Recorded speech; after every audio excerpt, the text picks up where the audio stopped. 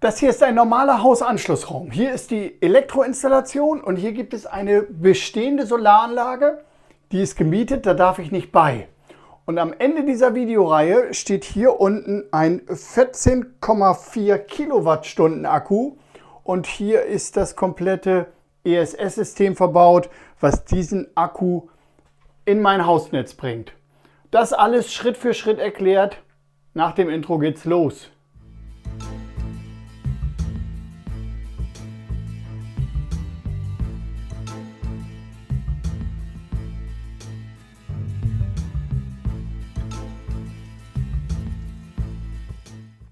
Hey Leute, herzlich willkommen zu einem neuen Video hier auf meinem Kanal Ingus Tipps, und zwar über den Bau meines Solarspeicher-Akkus.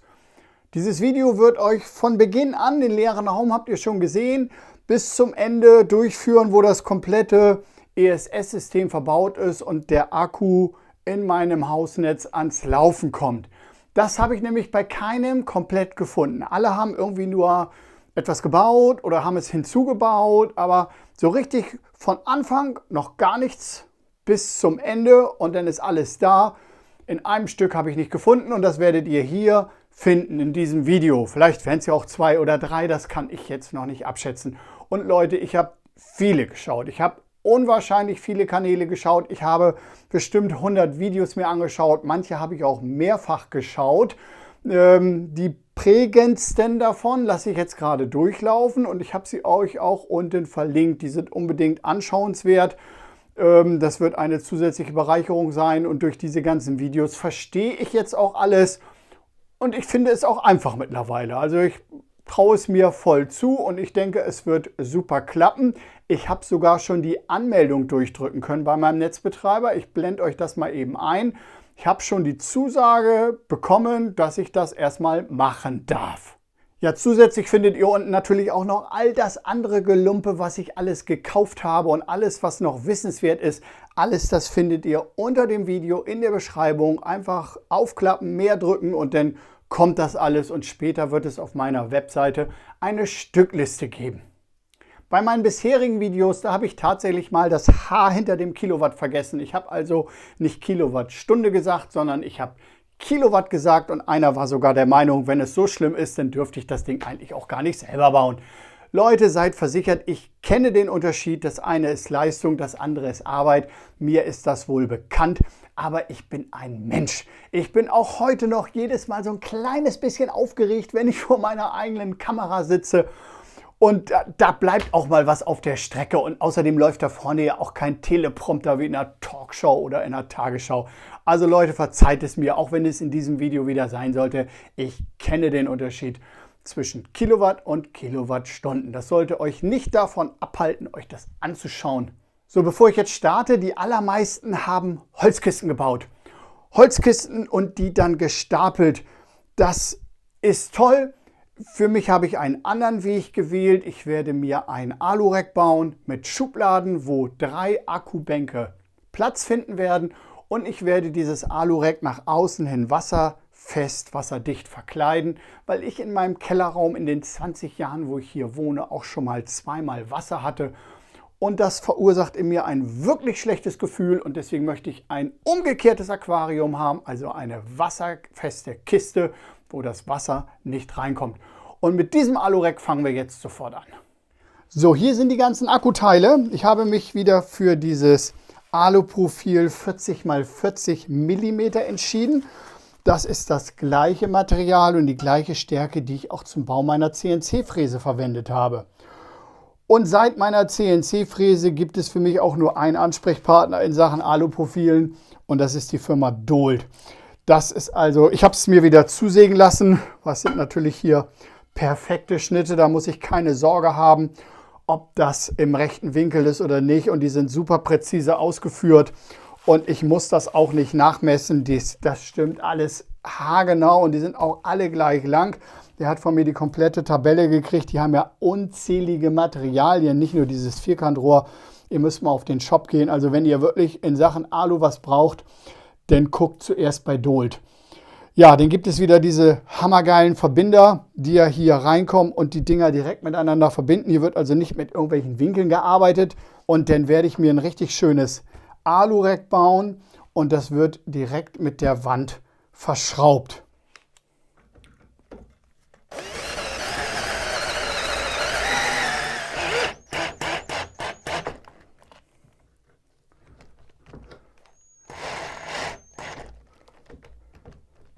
Schon beim letzten Mal dann festgestellt bei meiner CNC-Fräse, da habe ich das noch mit dem Imbu gemacht, geht mit dem Akkuschrauber natürlich wesentlich fixer, schneller und einfacher. Links rumdrehen, also eigentlich auf, das hier ist Linksgewinde, also genau andersrum als sonst. Dann gibt es hier manchmal an 3 Kontaktpunkten so einen kleinen Grat vom Gewindeschneiden, da. Da und hier unten noch kurz. So, und dann ist es fertig. Dann muss man natürlich denken, jetzt beide Schrauben reinzusetzen, die für diese Seite und die für diese Seite. Hier auch.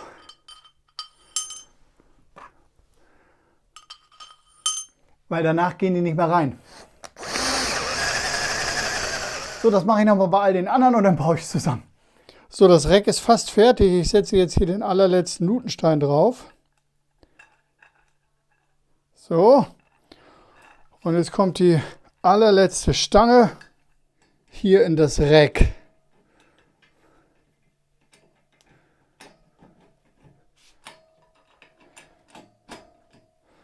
So. Perfekter Abschluss. Und festziehen. So, jetzt ist es komplett fertig verbaut. Es wäre übrigens super, wenn ihr den Kanal abonnieren würdet, falls ihr das noch nicht gemacht habt.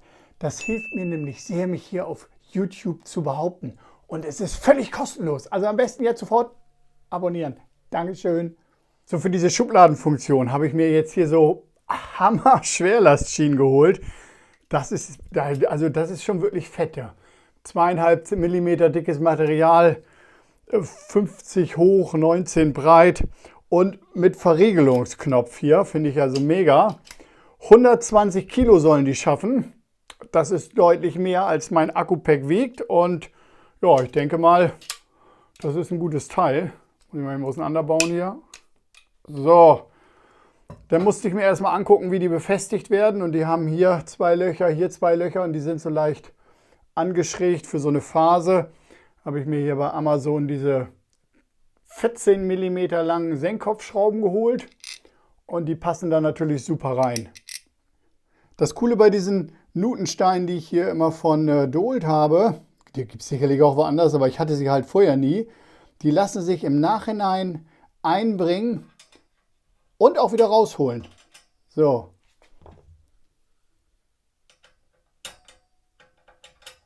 Schnupp. Schnupp. So, dadurch, dass die hier so eine kleine Kugel haben, sitzen die natürlich oder würden jetzt natürlich auch an einer senkrechten perfekt in Position bleiben. Das ist also super praktisch, um jetzt wirklich solche Sachen nachträglich anzuschrauben. So, ich habe mich für bündig Vorderkante entschieden.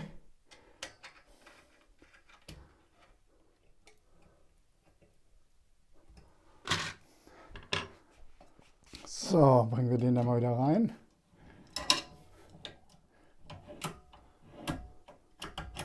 So, da ist er jetzt fest drin. Ich drücke ihn runter, dann kann ich ihn komplett rausziehen. Zum Schluss einmal Dollar ziehen, dann rastet er wieder ein. Hammer. Und um wieder reinzufahren, muss ich ihn einmal drücken. Und um ihn zum Schluss zu verriegeln, muss ich ihn auch einmal drücken. Ja, totale Wahnsinnsteile, finde ich. Bin echt gespannt. Und lassen sich auch komplett ausziehen. Ja, ich habe jetzt hier diverse Holzteile. Das ist Multiplex 15 mm. Die habe ich mir zugesägt. Dann habe ich die Kanten gefasst.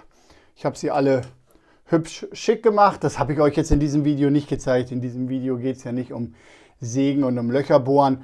Hier sollen die Akkus drauf und da die Akkus schwer sind, kommt natürlich auch noch eine Verstrebung dorthin, damit sich das so ein bisschen gegen Durchbiegen schützt, so die Idee.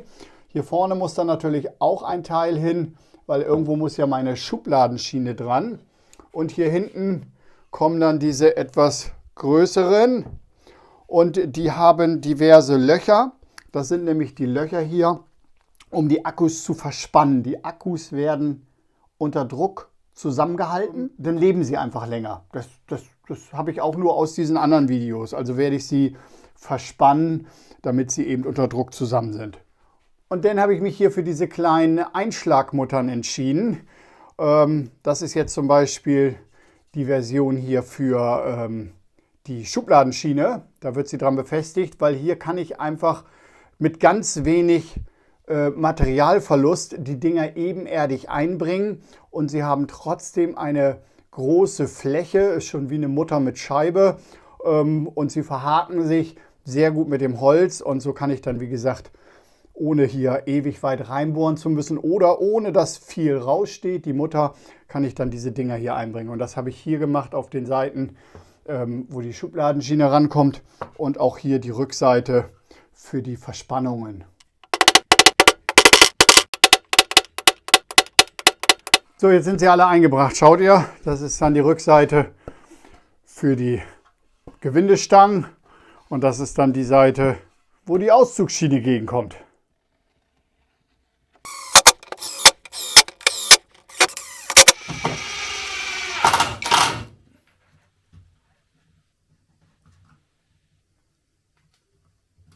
So, hier ist es jetzt soweit, eigentlich fast fertig. Die Auszugsschienen, die Innenteile sind angebracht. Passte super. Ich habe es von der Oberseite auch schon einmal geölt. Ich muss es jetzt noch einmal drehen. Es ist schön geworden, gefällt mir sehr gut. Es ist toll, wenn man sich etwas Zeit lassen kann. Warum kann ich mir Zeit lassen? Meine Akkus sind noch nicht da. Ja, sie sind jetzt mittlerweile schon in Polen, hurra, also kurz vor der Haustür quasi schon. Mir haben sich so ein bisschen die Nackenhaare gesträubt, als ich gelesen habe, sie sind in Kasachstan und Belarus. Das sind ja nicht so meine Gegenden, gerade in der heutigen Zeit, aber Polen, super. Aber ein paar Dinge habe ich ja auch noch im Vorfeld zu tun. So, die rechte Seitenwand wird auch gleichzeitig ein bisschen Technik beherbergen. Technik, die direkt am Akku verbaut werden muss oder sollte. Zeige ich euch sofort. Hier kommen, wie gesagt, die Gewindestangen durch, die ja die Akkus verpressen.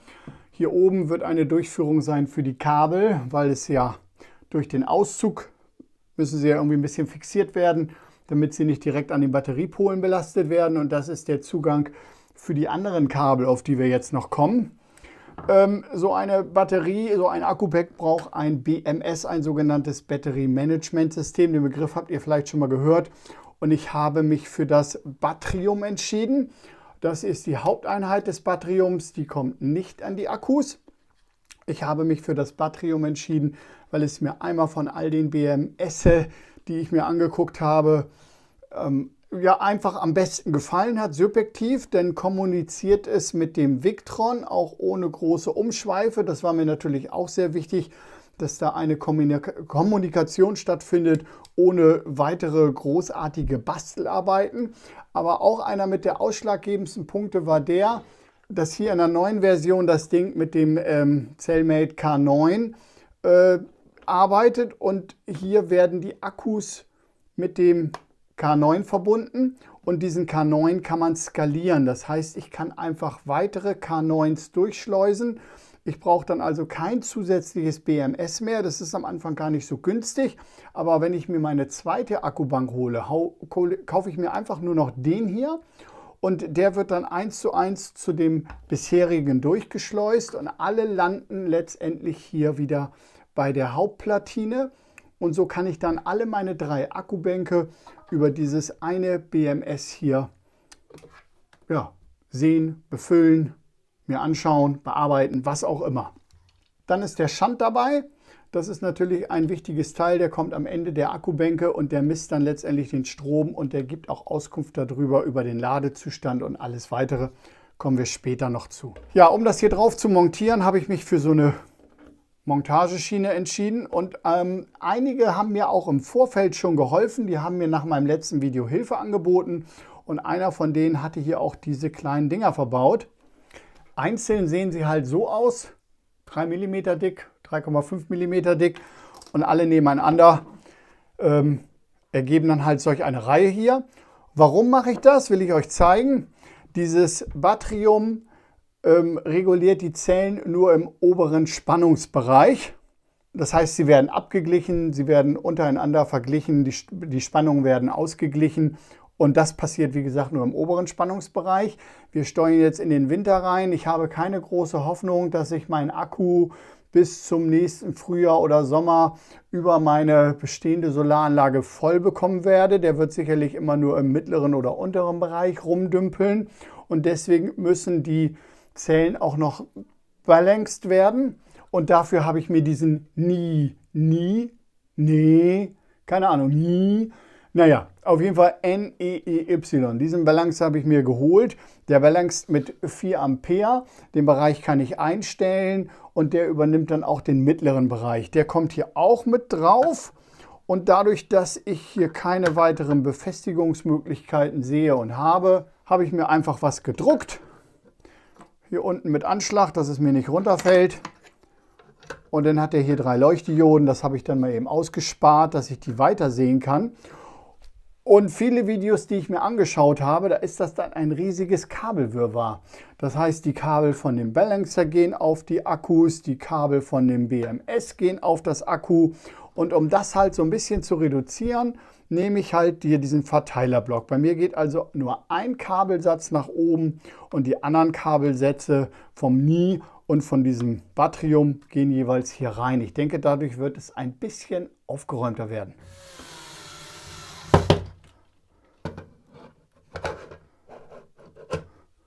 Hierbei ist es natürlich super wichtig, dass ihr Schrauben findet, die auf gar keinen Fall hinten durchgucken, weil hier stoßen sie ja gegen die Akkus und die Akkus, da kommen wir später noch zu, die haben an der Außenhaut Plus liegen, positiv. Ja, so sieht es aus, das wird sehr ordentlich werden. Jetzt werde ich mal die Stecker hier als nächstes verkabeln und Theorie und Praxis. Jetzt ist mir aufgefallen, ich muss tatsächlich mit meiner ersten Akkubank nach oben ziehen, weil das Kabel, was dabei ist, das ist viel zu kurz. Damit komme ich von unten niemals oben raus und schon gar nicht zu meiner Batrium-Haupteinheit. Und von daher werde ich oben anfangen. Und wenn ich mir die zusätzlichen Akkubänke hole, dann ist immer wieder solch ein Kabel dabei und damit komme ich dann jeweils wieder eine Etage tiefer. Also meine Schublade muss nach oben. Ich habe mir hier so ein Set geholt, um diese Dinger vorne auf die Litze aufzukrimpen. Das war eigentlich lange überfällig. Das hätte eigentlich in meinen Werkstatthaushalt schon seit 20 Jahren gehört. Aber jetzt bei dem Akku, da will ich alles richtig machen. Oh, dann habe ich es mir endlich geholt. So, an dem NI kann man wesentlich mehr. Ich glaube 24 Zellen kann man anschließen. Ich habe ja jetzt nur 16. Der NI braucht eine Stromversorgung. Das ist hier der letzte Pümpf. Und ja, die Stromversorgung muss eine gewisse Mindestspannung haben, aber mit 16 Zellen erreiche ich diese Mindestspannung. Somit wird dann der Plus an den letzten angeschlossen. Insgesamt habe ich hier 17 Reihen, also einmal Masse von der allerersten Batterie und dann 16 mal Pluspol, sind insgesamt 17 Kontakte. Und ja, ich weiß nicht, ob das korrekt ist. Ich verbinde die jetzt einfach, weil wie gesagt, der Pluspol muss auf den letzten Batteriekontakt und das ist ja in dem Augenblick dann auch der Pluspol gelegt werden. Und packe ich die jetzt einfach zusammen. Der hier macht einen passenden Eindruck. Alles klar. Das fühlt sich richtig gut an. Richtig gut passend. So, das sieht doch schon mal richtig gut aus. Fürs Erste. Natürlich werde ich die im Nachhinein noch nachmessen. Das ist ja leicht, man zieht die Stecker ab. Ich werde die also nicht angesteckt haben beim Einschalten und dann einfach der Reihe nach durchmessen. Vom ersten muss ja jedes Mal immer so um etwas über 3 Volt mehr werden. Und dann werde ich natürlich diese Reihen vorab noch checken, bevor ich es einschalte.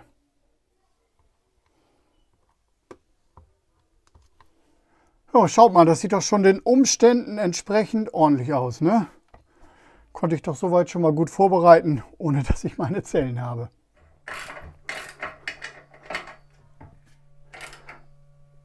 Ah, das Ding ist fest dran. Und auch noch alles im Lot. Besser geht's ja nicht. Jetzt werde ich unten eine Silikonspur ziehen. Und zwar an dieser Stelle nicht der Wasserdichtigkeit wegen, sondern eher der Verklebung wegen.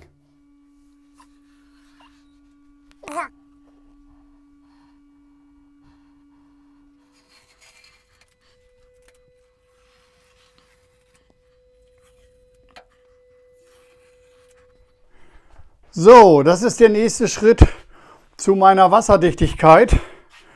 Das wird hier nämlich meine Frontplatte. Ich weiß ja nicht, ob ich es schon erwähnt hatte, aber ich will ja ein umgekehrtes Aquarium bauen. Und die Frontplatte wird dann wie so ein Bullauge draufgeschraubt. Hier kommt eine Dichtung rein. Ja, habe ich von Acrylics. Habe ich euch auch unten verlinkt. Zum einen ist es ein super Online-Shop. Und zum anderen haben die Leute auch echt Plan. Ich habe also zahlreiche Male mit denen telefoniert. Dabei hat sich auch das Material geändert. Wir haben dann irgendwann mal darüber gesprochen, wofür ich es eigentlich brauche und wo es dann ist. Und so ist es dann Polycarbonat geworden letztendlich. Und dann auch in der nicht UV-beständigen Variante, weil brauche ich ja nicht, steht ja im Keller. Ja, und nachdem wir das dann alles gemacht haben, haben die mir auch die Löcher gemacht und die sind natürlich jetzt auch plan. Das ist natürlich super. Ein paar Löcher muss ich auch noch machen und als dann rauskommen, dass sie ihr Material dann sogar auf YouTube wiederfinden, weil ich da ein Video drüber drehe, haben sie mir sogar hier ein paar Schnipsel geschickt, wie sie das gefräst haben hier, unter anderem auch das U. Das läuft jetzt gerade, ich blende es euch ein und dann hat er dann noch zu mir gesagt, er würde gerne meinen Zuschauern einen Gutschein zur Verfügung stellen. Also Leute, wenn ihr für irgendein Projekt, muss ja jetzt nicht der Akku sein, Acryl, Polycarbonat oder was es da sonst noch alles gibt, braucht, dann geht zu dem Shop, 10% einmalige Nutzung bis Ende des Jahres. Der Gutschein heißt Ingos Tipps. Findet ihr alles in der Videobeschreibung. Ja, soweit so gut. Das wird also mein Aquarium. Und hier ist jetzt eine Seitenwand. Und da muss ich natürlich jetzt meine riesen dicken Kabeldurchführung einbringen. Die Maße habe ich eben direkt von meinem Rack genommen. Da habe ich nicht geplant. Ja, dann würde ich sagen, ich bringe die mal rein und dann klebe ich die ran. Ach so, ganz wichtig noch. Es ist auch dabei herausgekommen, dass sie mir davon abgeraten haben, die direkt zu verkleben. Das wäre zu großflächig, das könnte schief gehen, könnte Blasenbildung geben mit dem Kleber. Das sind auch so Sachen, die habe ich schon im Internet tatsächlich auch mal gelesen. Es wird jetzt eine ganz stinkordinäre Silikonfuge werden. So, jetzt schraube ich gerade die letzte Kabeldurchführung durch. Die waren gar nicht so leicht zu finden, weil ich ja hier 8 mm Polycarbonat überbrücken musste. Und ja, die sind meist immer nur 3 mm lang. Aber wer findet, der wird fündig. Und jetzt sind sie dran. Jetzt kann die Seitenwand angebaut werden.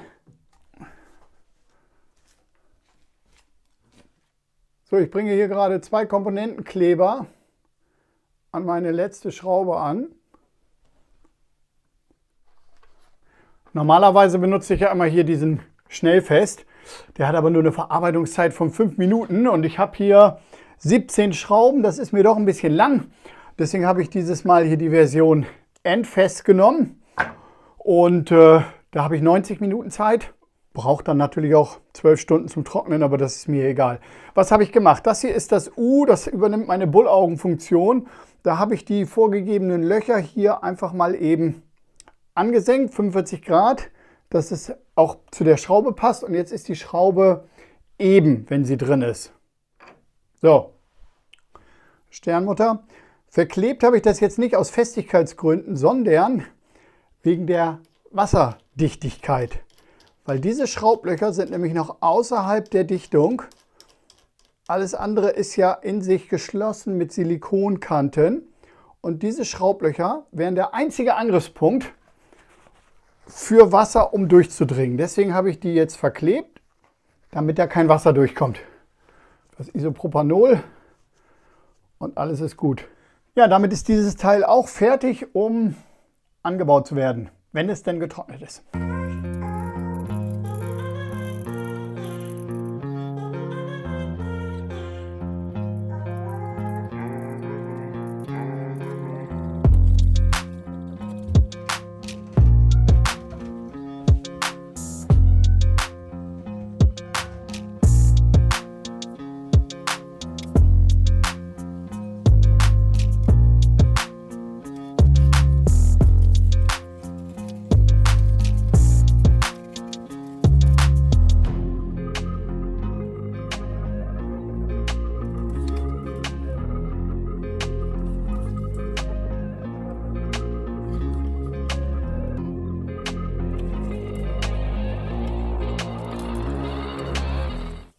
Ja, so sieht's aus, so habe ich es mir vorgestellt und so ist es geworden.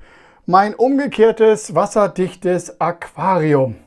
Ihr habt gesehen, hinten Silikon, unten Silikon, überall Silikon. Zum Schluss noch hier die Dichtung eingebracht. Die wird jetzt zugequetscht. Genauso habe ich mir das vorgestellt. Hurra, es ist soweit. Meine Akkus sind gekommen.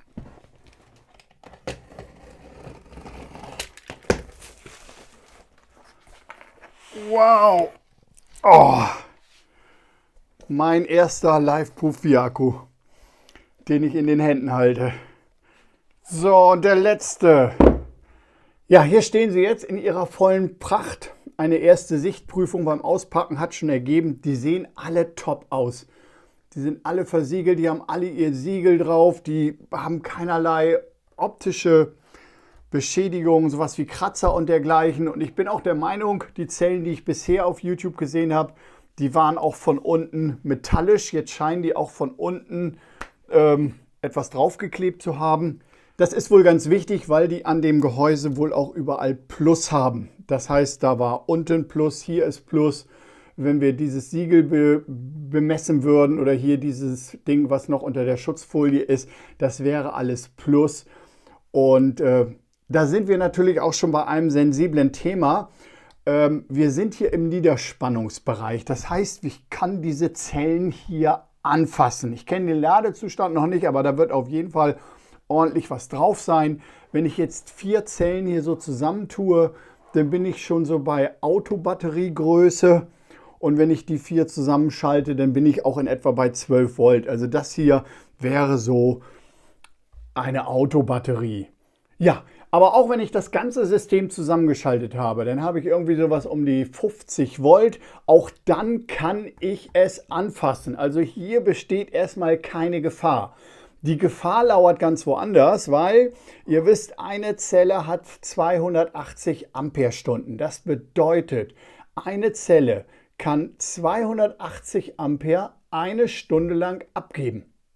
Oder sie kann 1 Ampere 280 Stunden abgeben. Das können wir natürlich auch in die andere Richtung machen. Wir können jetzt auch sagen, sie macht 560 Ampere in einer halben Stunde oder sie macht über 1000 Ampere in einer Viertelstunde. Was ich damit sagen will, wenn ihr hier einen Kurzschluss produziert, da entstehen Ströme, die sind jenseits dessen, was beim Schweißen verwendet wird. Da schmilzt euch jeder Ringschlüssel so dahin wie Butter. Und das zerstört natürlich auch den Akku und ich bin mir sicher, ihr möchtet nicht solch einen zerstörten, brennenden Akku bei euch im Keller haben. Falls ihr schon mal irgendwie einen Bericht gehört habt, wie die Elektroautos löschen oder wie sie nicht löschen. Ja, also hier liegt der Hase im Pfeffer. Bei all dem ist hier besondere Vorsicht walten zu lassen. Und da möchte ich euch auch bitten, da nur beizugehen, wenn ihr genau wisst, was ihr tut. Weil, wie gesagt, ein Kurzschluss von hier nach da hätte absolut fatale Folgen. Da möchte ich wirklich an dieser Stelle als Warnhinweis darauf hinweisen. Ansonsten, wie gesagt, Niederspannung eigentlich ungefährlich, aber es können exorbitant hohe Ströme entstehen. So, wo habe ich sie gekauft? Ich bin ein Fan von AliExpress, das wisst ihr. Ich habe mir alles Mögliche bei AliExpress gekauft und bisher ist auch immer alles angekommen. Es war auch noch nie Mist dabei und ich bin eigentlich super glücklich.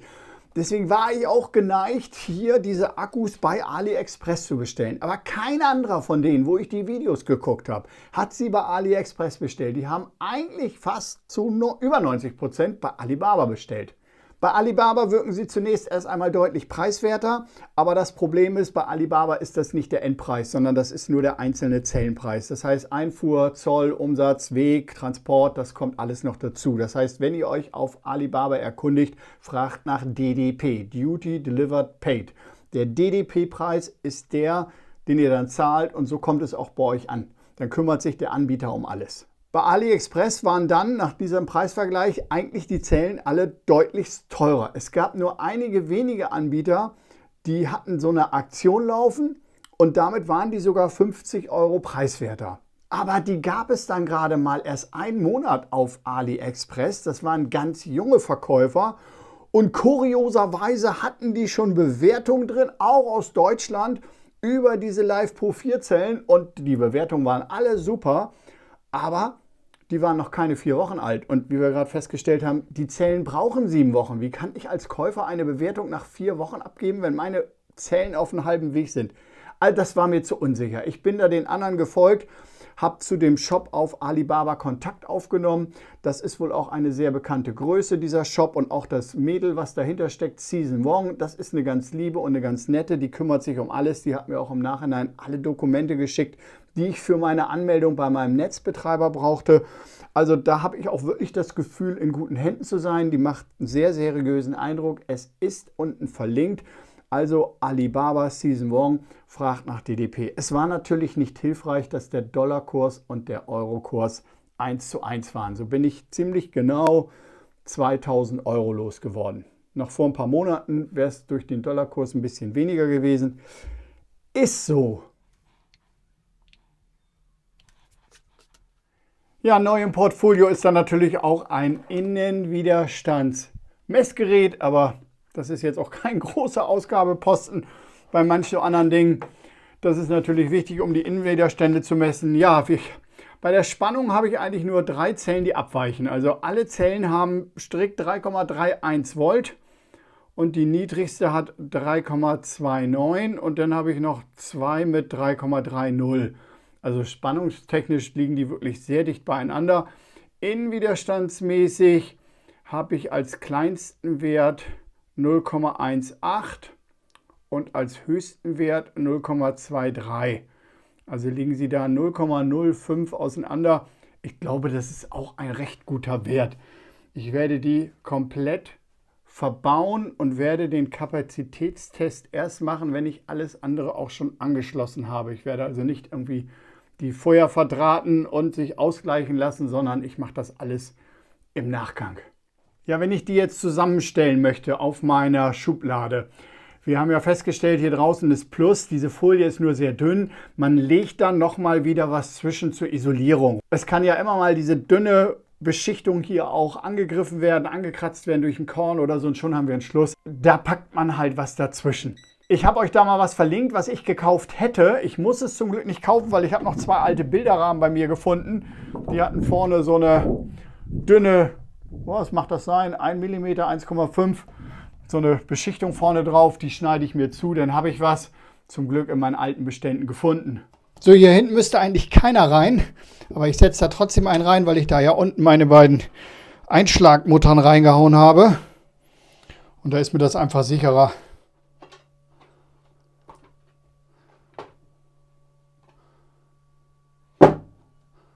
So, das schaut doch gut aus. Bisschen ausrichten. Ja, und durch meine Konstruktion mit dem kleinen hier in der Mitte kann ich sogar die vorhandenen Busbars hier hinten verwenden, ohne sie kürzen zu müssen. Das ist super.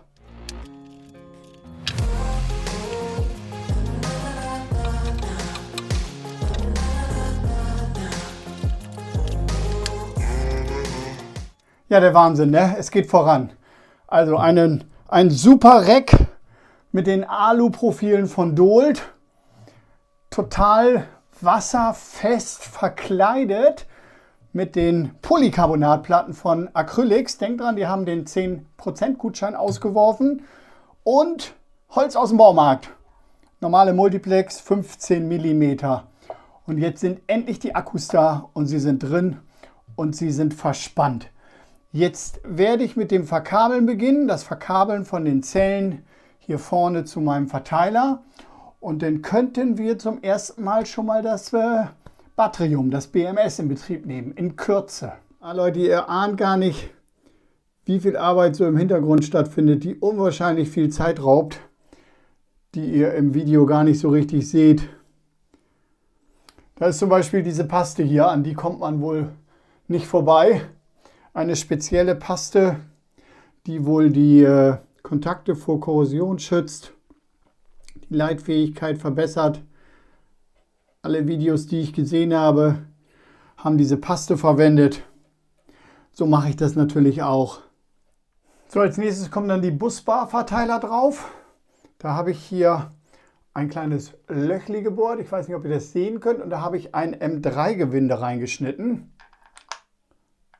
So, damit ich meine zusätzliche Verkabelung, die von hier kommt, nicht zusätzlich hier oben doppelt belegen muss. Das ist nämlich jetzt schon relativ knapp. Und ich möchte da nicht nochmal zusätzlich so eine Kabelöse drauflegen. So, jetzt werden sie angezogen.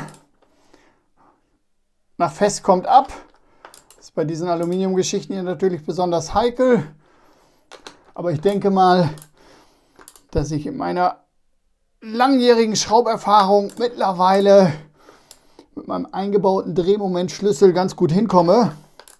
Natürlich habe ich mein Werkzeug zusätzlich isoliert. Ich hatte euch gesagt, das ist hier kein Spiel. Das kann sehr ernst werden. Es gibt isolierte Werkzeuge zu kaufen. Da kostet ein Schraubenschlüssel selbst auf AliExpress über 40 Euro. Bin ja kein Freund davon, am falschen Ende zu sparen, aber das geht mir dann doch zu weit. Da wickele ich lieber ein bisschen Isolierband hier rum oder pumpe da ein bisschen Schrumpfschlauch rüber. So, ich habe hier die 4 Temperatursensoren, die von dem Batrium kommen, schon mal verlegt, gleichmäßig verteilt. Und jetzt geht es an die Kabel zu den einzelnen Zellen. Dieses Mal auch ganz ordentlich habe ich hier, das ist die 8, kommt jetzt hier, da fange ich an. Auf der anderen Seite ist natürlich auch eine kleine 8, damit ich sie da unten wiederfinde.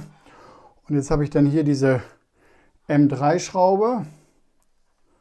Und damit kommen die jetzt hier dran. Natürlich habe ich auch wieder meinen Imbusschlüssel isoliert. So. Und so verfahre ich jetzt noch mit all den anderen Kabeln und dann schalte ich euch wieder dazu.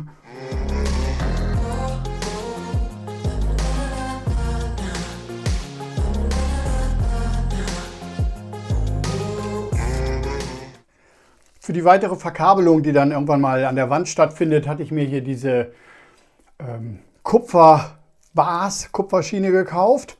Und aus dieser Kupferschiene habe ich mir 2 kleine Stücke rausgesägt und ein Loch reingebohrt und hier wieder dieses kleine M3-Gewinde reingeschnitten, damit ich die hier anbringen kann, um dort dann meine beiden letzten Kontakte anzuschließen vom Plus- und Minuspol. So, hier erfolgt jetzt der finale Anschluss der Batteriekabel. Und natürlich habe ich hier oben die Stecker vom Batrium sowie auch hier unten vom Nie abgenommen. Das soll ja jetzt noch nicht loslaufen, während ich die einzelnen Kabel anschließe. So, fertig verkabelt sieht es jetzt so aus. Jetzt machen wir einmal die Testmessung hier. Jedes Mal 3 Volt weiter. 0:1. 3,3, 6,6, 9,9, 49 und der letzte 53. Sehr gut. Messen wir mal den Nie-Kabeln. 3, 6, 49 und der letzte 53. So, und bei den Batrium-Steckern 53, das stimmt auch alles. Ja Leute, das Batrium arbeitet und der Nie läuft auch. Ihr seht, wir haben hier eine Bluetooth-Verbindung und das blinkende grüne Licht bedeutet, er arbeitet. Ich blende euch mal das Batrium ein. Das ist jetzt über Nacht gelaufen und es ist wirklich alles komplett ausgeglichen. Alle Zellen sind gleich. Wenn ihr da ab und zu mal eine Schwankung seht, dann liegt das daran, dass der arbeitet. Der ist in den letzten Zügen. Und der holt sich dann immer etwas von der höchsten Zelle, also die Zelle mit der höchsten Voltzahl, und gibt es dann an die mit der niedrigsten Voltzahl ab. Das wechselt er immer ab. Ich blende euch den Nie auch mal ein zusätzlich. Und ja, der ist jetzt schon bei 0,002 Volt Differenz. Ich habe es jetzt auf 0,001 eingestellt. Der müsste jetzt also gleich fertig sein. Beide Systeme arbeiten sehr gut, aber ich würde sagen, das schauen wir uns im nächsten Video an, weil ich glaube, wir sind schon über eine halbe Stunde. Ich muss hier jetzt einfach mal einen Cut machen. Und ja, Leute, wenn es euch bis hier gefallen hat, würde ich mich über einen Daumen hoch freuen. Und wenn ihr den nächsten Teil nicht verpassen wollt, dann abonniert doch einfach den Kanal und drückt die Glocke, dann werdet ihr automatisch informiert, wenn der nächste Teil draußen ist. Die Hälfte ist schon im Kasten, das wird, glaube ich, gar nicht mehr ganz so lange dauern. Und Leute, ich freue mich auf euch. Bis zum nächsten Teil. Euer Ingo.